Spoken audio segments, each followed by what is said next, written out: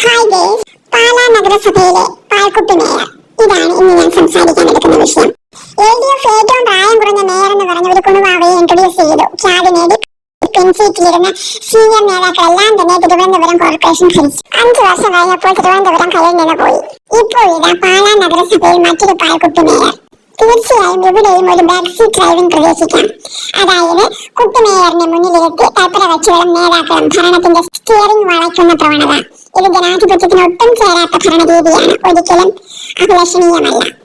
ആരാണ് ഏറ്റവും പ്രായം കുറഞ്ഞ മേയറിനെ തിരഞ്ഞെടുക്കുന്നതെന്ന LDF UDF മത്സരം കണ്ടാൽ തോന്നും ഗിന്നസ് ബുക്കിൽ ഇടം നേടാൻ വേണ്ടി ഇവർ മത്സരിക്കുകയാണെന്ന്. പക്വതയില്ലാത്ത, നിലവാരമില്ലാത്ത ഇങ്ങനെയുള്ള രാഷ്ട്രീയ തീരുമാനങ്ങൾ ജനാധിപത്യ വ്യവസ്ഥയിൽ ഒട്ടും ആശാസ്യമല്ല. പെൻസീറ്റ് ഡ്രൈവിംഗിന്റെ ഭവിഷ്യത്തുകൾ എന്തൊക്കെയാണ്? അഴിമതി, സീനിയറായിട്ടുള്ള നേതാക്കളുടെ പീഡനം, ഭീഷണി എന്നിവയ്ക്ക് വഴങ്ങിക്കൊടുക്കൽ.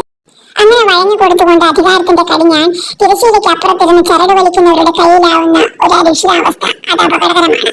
എന്നാൽ പ്രായക്കുറവ് ഒരു ന്യൂനതയാണോ എന്ന് ചോദിക്കുന്നവരോടൊന്നേ പറയാനുള്ളൂ.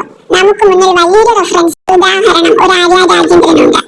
ഏത് രാഷ്ട്രീയ പാർട്ടിയിലുള്ളവരായാലും, പുരുഷനായാലും സ്ത്രീയായാലും, അനുഭവ സമ്പത്ത്, പരിചയ സമ്പന്നത ഇതൊക്കെയാണ് ഒരു അധികാരിയുടെ ഏറ്റവും വലിയ മൂലധനമെന്നത്.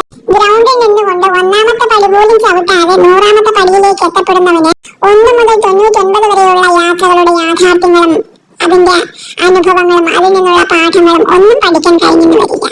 അതുകൊണ്ട് തന്നെ ഈ കുണുവാവ മേയർ സമ്പ്രദായം അല്ലെങ്കിൽ ഈ പാൽക്കുപ്പി മേയർ സമ്പ്രദായം ഒരിക്കലും ജനാധിപത്യ സംവിധാനത്തെ പ്രോത്സാഹിപ്പിക്കപ്പെടേണ്ട ഒരു കാര്യമേ അല്ല. Happy new year guys.